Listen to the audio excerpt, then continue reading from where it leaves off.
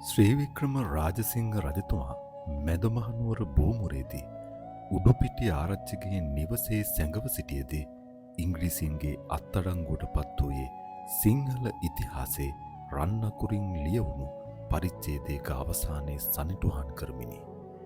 ඒ මොහොතේ රජතුමාගේ හිතේ උපන් අසරණභාවය සහ ඉන්පසු මෙරටට උරුම වූ සාපකාරී ඉරණම පිළිබඳව කෙරෙන කෙටි ආවර්ජනාවකි.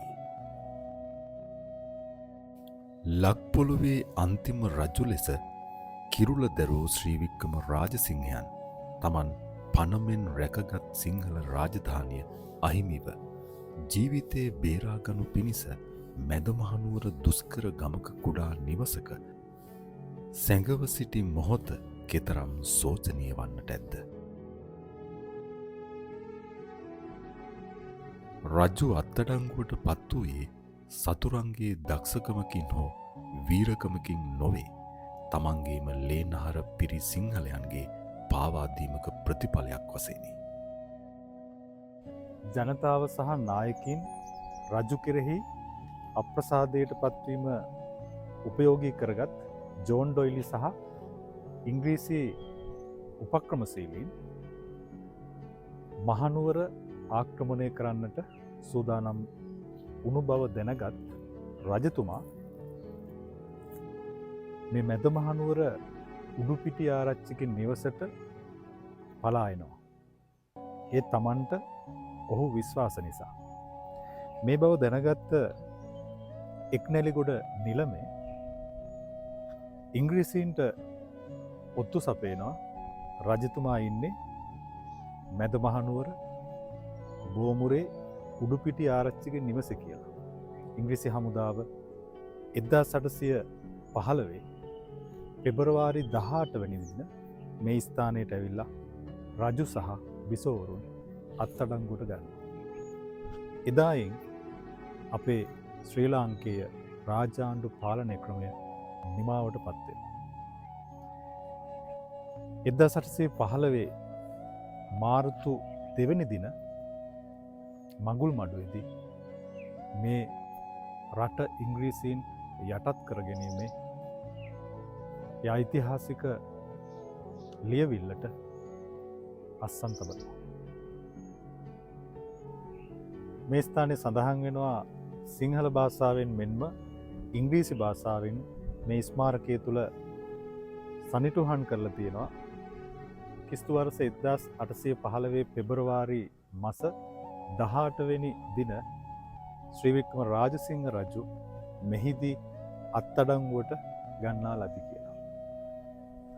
උඩුපිටිය ආරච්චිගේ නිවස තිබුණා කියලා කියන්නේ මෙන්න මේ ස්ථානේ. මේ නිවසේ ඉන්නකොට තමයි ශ්‍රී වික්‍රම රාජසිංහ රජු සහ බිසවරුන් ඉංග්‍රීසීන්ගේ අත්අඩංගුවට පත් වෙන්නේ.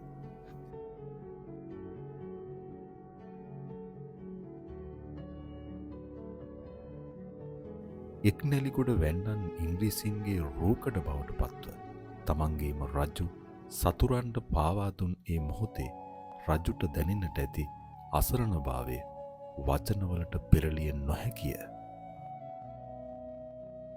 සිංහාසනයේ මත හිඳගෙන දසත පාලනය කළ රජෙකු තමන්ගේම මිනිසුන් තමන්ම බැඳ දමා නිග්‍රහ කරමින් ඉංග්‍රීසීන්ට බාර දෙන විට විඳි මානසික වේදනාව ශාරීරික වේදනාවට වඩා දරුණු වන්නට ඇත.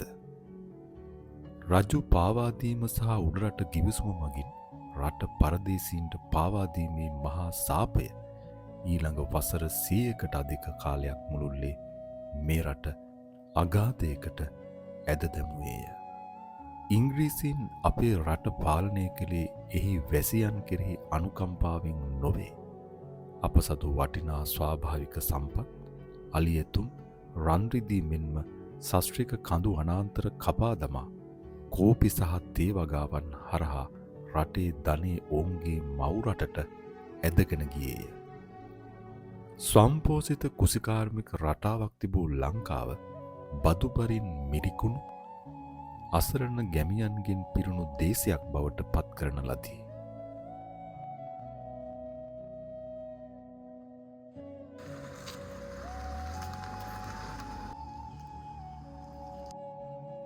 බෞද්ධ ප්‍රතිපත්ති මත හැදුණු වැඩුණු අපේ සමාජයට මත්වතුර සහ සූදුව නිල වශයෙන් හඳුන්වා දෙමින් සමාජයේ සදාචාරාත්මකව පිරිහෙන්නට සැලැස්විය. අපේ භාෂාව සිරිත් විරිත් සහ ආගම හැල්ලුවට ලක් කරමින් බටහිර පන්නයට ගැති වූ කළු සුද්දන් පිරිසක් බිහි කිරීමට ඔවුන් කටයුතු කළහ. මෙහි ප්‍රතිඵලයක් ලෙස අපේ ජාතියේ අභිමානය සහ ස්වදේශික චින්තනය කෙමෙන් කෙමෙන් පිරිහීමට ලක්විය. මැද මහනුවරදී රජු වැගිරූ කඳුළුත් මැද මහනුවරදී රජු වැගිරූ කඳුළුත් එක්නැලි ගොඩලක් කළ පාවාදීමත් සිංහල ඉතිහාසයේ නොමැකෙන කැලලකි. තමන්ගේම අය අතර ඇති වූ කුලල්කා ගැනීම සහ පාවාදීම් නිසා මුළු මහත් දේශයේම වසර 100 ගණනක් පරගැතිභාවයෙන් අඳුරේ ගිලී ගියේය. අතීතයේ සිදුවේ ඛේදවාචකය එකමුතුකම නැති තැන රටක් විනාශ වන බවට අදටත් අපිට දෙන ලොකු පාඩමකි.